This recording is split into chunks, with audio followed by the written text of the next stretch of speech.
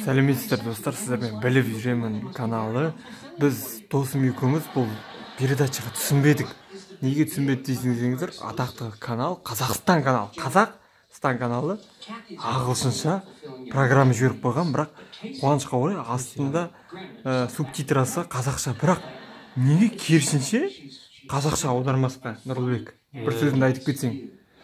Мен таңғалғаным Қазақстан каналында, тем более былайша айтқанда қазақша аудару керек, сөзбе сөз ауызша айтып, дауыстап, яғни субтитр қазақша қойған өте қате.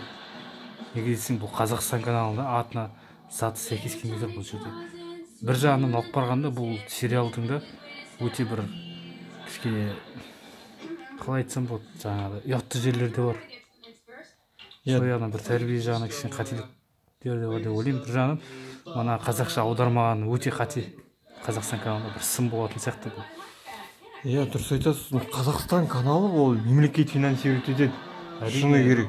Неге болған дубляждар қайда деген, ағылшынша үйрену керек енді, бірақ бұл жерде менің ойлауым бойынша ағылшыннан гөрі қазақша сөйлеп, керісінше ағылшынша қосып қойса жақсы болар еді.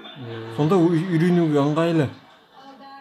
Тіпті бұның ішінде ұятты нәрселер бар ғана. Төсекке бірдеме деп. Жалған нәрсенесін көрдім дейді мысалы. Иә. Бұның сосын қай жеріне күлеміз? Мысалы қараңыздар. Екеуміз бір аударып рөл ойнап көрейікші. Қазір сен жігіттің айт, мен қыздың рөлін айта кетейін. Мысалы ретінде. Рас па? Бірақ болмайды. Аспапта ойнамалы көп болды, оның үстіне ол жеке өміріне қатысты не түсінесің бе? Қане ойнап берші, аққұба жігіт.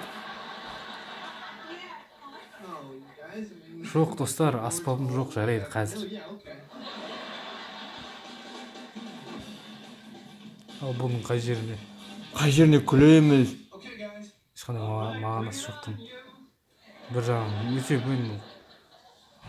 бір айтсам болады, ашуыма тиіп тұрған қазақша астына субтитр жазып қойып, ана тілдері ағылшынша сөйлеп отыр да. Соны неге аудармаған таңғалып отырмын Қазақстан каналы. Профессиональный канал деп ойлап жүрмін, осы күнге бұндай бір қателік жібергеніне таңғалдым. Қазақстан каналына енді қарайды деп ойлаймын, бір соның жұмысшылары бұл дұрыс емес деп ойлаймын. Керісінше ағылшынды төменге жазып қойып, оны дубляждаған дұрыс сияқты. Дұрыс. Бірақ ағылшын, білем, ағылшынша үйрен деп отқан болар, бірақ сонда да және осындай передача мүмкін жақсы болар, бірақ оны қазақшаны тіпті оқып үлгермейсің кәдімгі.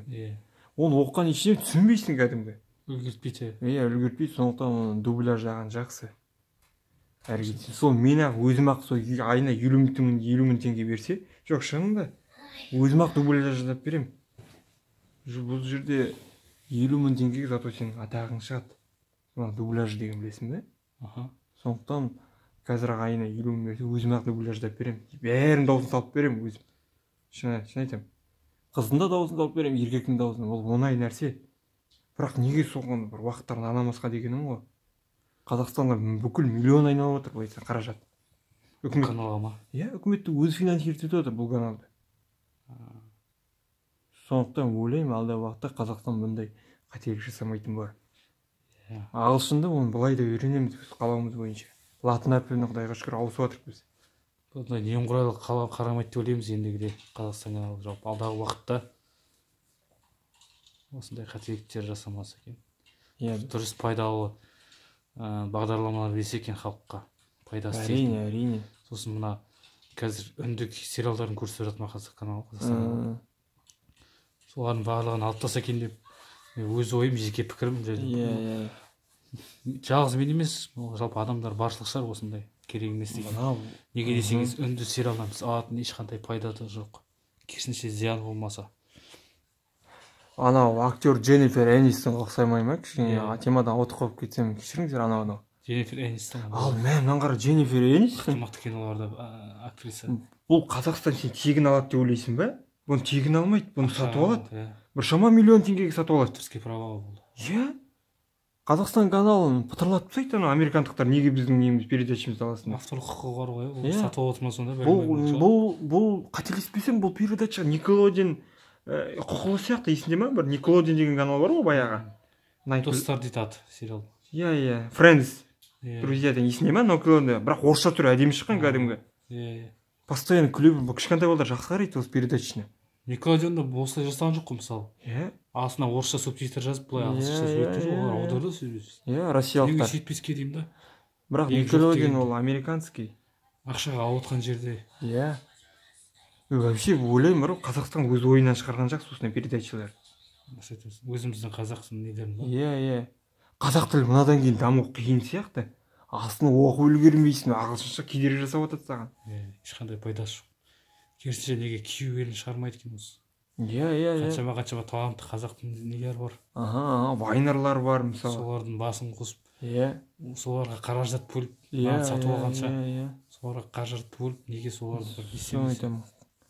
Сол ғой, бұл жерде патриот, анау мынау емес, сол қазақ тілі дамығанын қалаймыз ғой біздер.